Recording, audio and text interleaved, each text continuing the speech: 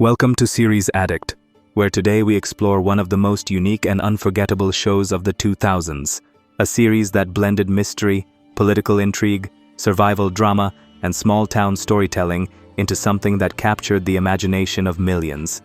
This is Jericho, a show that dared to ask what would happen if the world as we know it ended in a single moment, and how ordinary people would respond when the systems that protect and inform them simply vanished.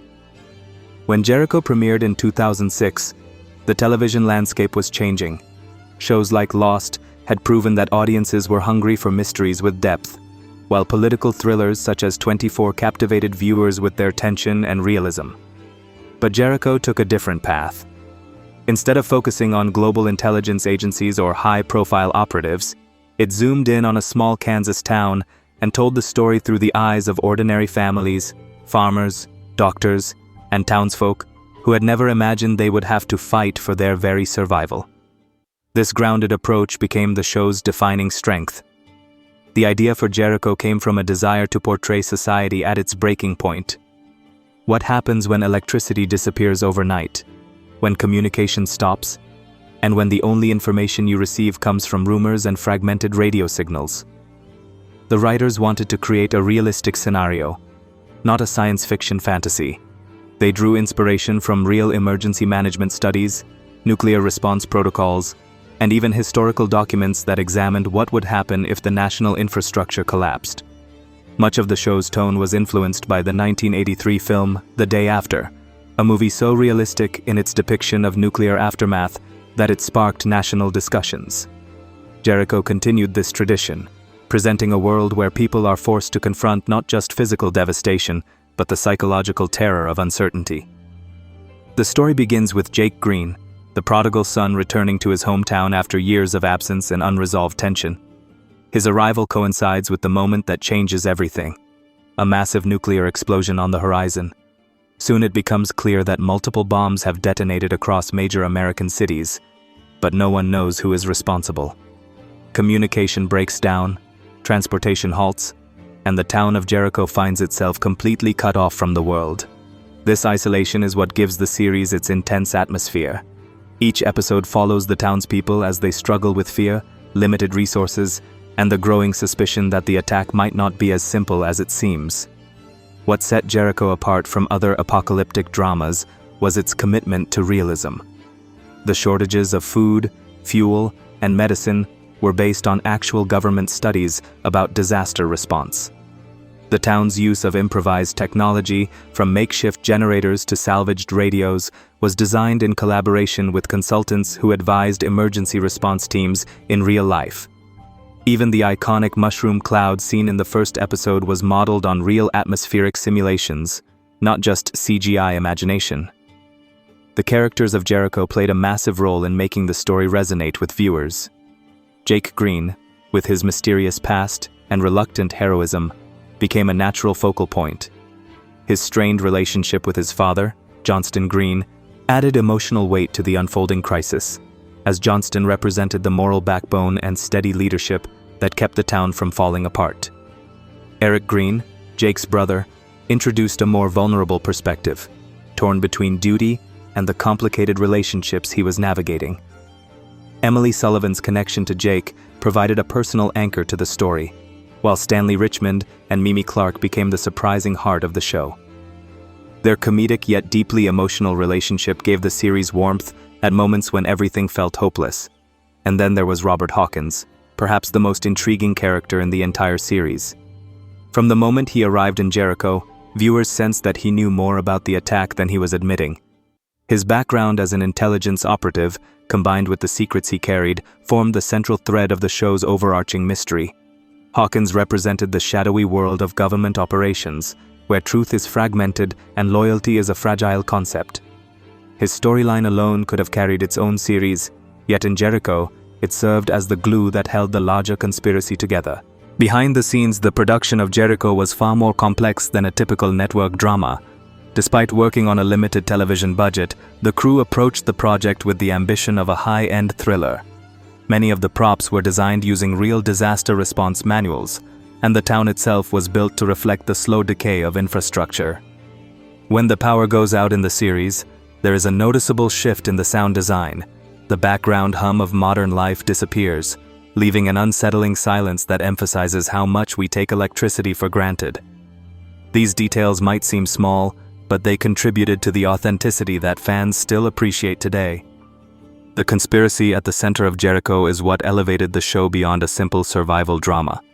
As fragments of information slowly reached the town, the truth became darker and more unsettling. The idea that the nuclear attack might have been orchestrated internally by a rogue segment of the government working alongside private contractors was a bold narrative choice for a network series. It suggested that the greatest threats sometimes come from within, and that the collapse of a nation might not always be triggered by foreign enemies. The introduction of the fractured post-attack America, where new political entities such as the Allied States of America and the Independent Republic of Texas emerged, added depth to the fictional world and hinted at a second civil war. As Jericho progressed, it became clear that the series was building towards something far larger than a small-town survival story.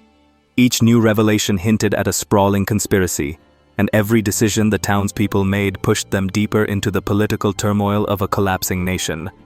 The writers envisioned a massive storyline that would eventually explore a second American Civil War, new alliances between splintered states, and the rise of a resistance movement determined to expose the truth behind the attacks.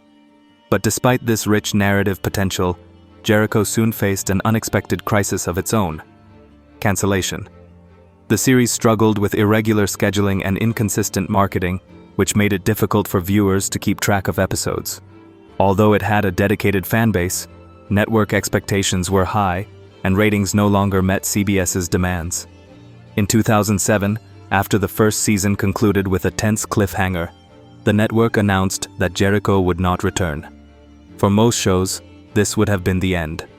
But for Jericho, the cancellation became the beginning of one of the most extraordinary fan movements in television history. What followed was a rebellion unlike anything Hollywood had ever seen. Fans from around the world organized online forums, petition sites, social media campaigns, and email movements demanding the show's return. But the most iconic moment came from a now legendary idea: sending thousands upon thousands of pounds of nuts directly to CBS headquarters. The gesture referenced the final words spoken in Season 1, "Nuts," a defiant response symbolizing the refusal to surrender. Within weeks, more than 40,000 pounds of nuts were delivered to the network, accompanied by letters and messages from fans who believed the series deserved a second chance. The protest gained massive media attention. News outlets covered the story, late-night hosts joked about it, and CBS found itself under pressure unlike anything it had experienced before from a fanbase. Eventually, the network relented. In a rare reversal, they renewed Jericho for a second season, acknowledging the overwhelming passion of its viewers. The revival was celebrated as a victory not only for the show, but for fan communities everywhere. Many modern series revived by public demand, such as Lucifer, The Expanse, and Brooklyn Nine-Nine, owe part of their success to the path paved by Jericho's dedicated supporters. However, the return came with limitations. The second season was significantly shorter, giving the writers only a handful of episodes to advance the story. As a result, the pacing became more urgent and direct. The narrative focused heavily on the emerging political tensions between the Allied States of America and the Republic of Texas, along with the growing resistance movement trying to uncover the truth.